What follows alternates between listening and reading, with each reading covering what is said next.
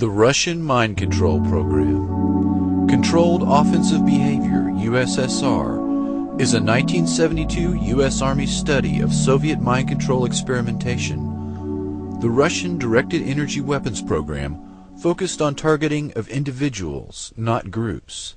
Soviet dissidents were the target of microwave anti-personnel weapons and mind-altering techniques that sought, quote, the total submission of one's will to some outside force. Electromagnetic weapon mind control surfaced in the 1973 Russian Conference on Psychotronic Research. The agenda for the Prague meeting included the following 5 topics: erasure of the subconscious mind, development of ESP, induction of paranormal effects in dreams, the mechanical equivalent of neuropsychic energy, and the psi gene. The Soviets were known to have potent blinding lasers. They were also feared to have developed acoustic and radio wave weapons. A 1987 issue of Soviet Military Power, a Cold War Pentagon publication, warned that the Soviets might be close to, quote, a prototype short-range tactical radio frequency weapon. The Washington Post reported that year that the Soviets had used such weapons to kill goats at 1 kilometer's range. The Pentagon, it turns out, had been pursuing similar devices since the 1960s. The Russian capability, demonstrated in a series of laboratory experiments dating back to the mid-1970s, could be used to suppress riots, control dissidents, demoralize or disable opposing forces, and enhance the performance of friendly special operations teams. Pioneered by government-funded department of the psychocorrection at the Moscow Academy Medical Academy, acoustic psychocorrection involves the transmission of specific commands via static or white noise bands into the human subconscious without upsetting other intellectual functions. Experts said laboratory demonstrations have shown encouraging results after exposure of less than 1 minute.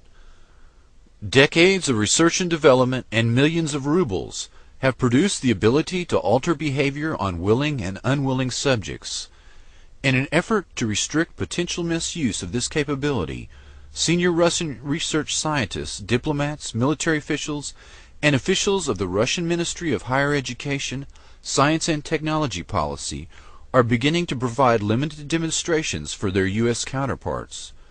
Further evaluations of key technologies in the U.S. are being planned, and discussions are aimed at creating a framework for bringing the issue under bilateral and multilateral control.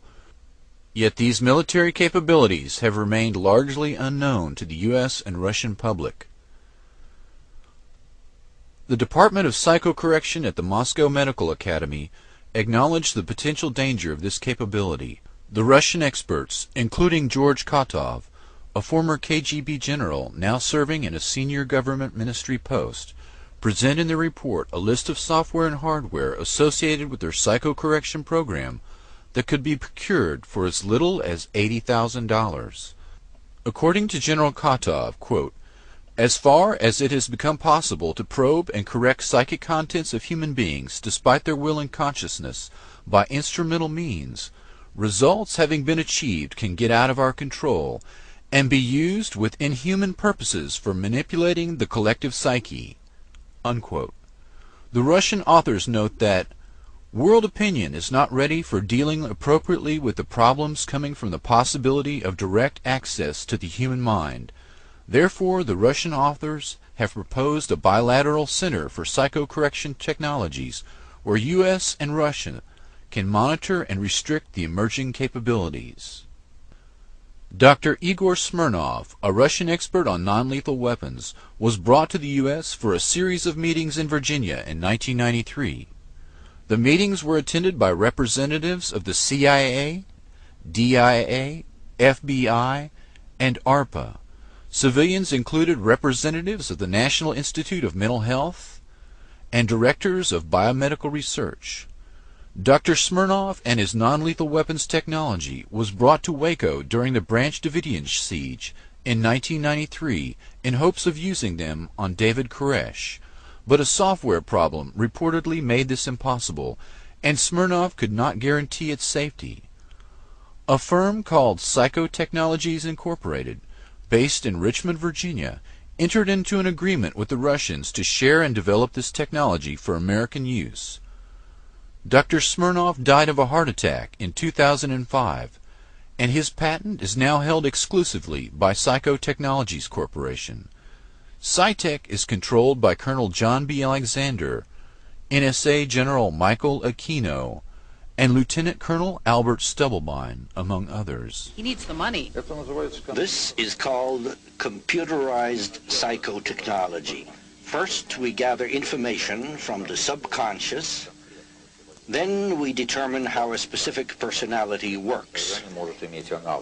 Officially for psychiatric use, this device was born of the long-standing Soviet effort to get inside the head of the enemy. At normal speed, the numbers on the screen appear meaningless. But when we slowed down our video frame by frame, we found subliminal flashes of words. Words like fear and neurosis. These words trigger electrical activity responses in the brain and reveal private anxieties and other weaknesses. And this command, which is brought in bypassing the consciousness, has the same effect as a commandment. It's like a word of God. So we simply cannot disobey it. So we said, well, what are the applications? And they said, well, they had tested with the simple phrase, bring us cake, and that they had piped that bring us cake in white noise up to the ground level, masquerading as just machinery noise, and both the workmen outside and their colleagues who worked on the ground level within 24 hours had come at different times of the day bringing them cake.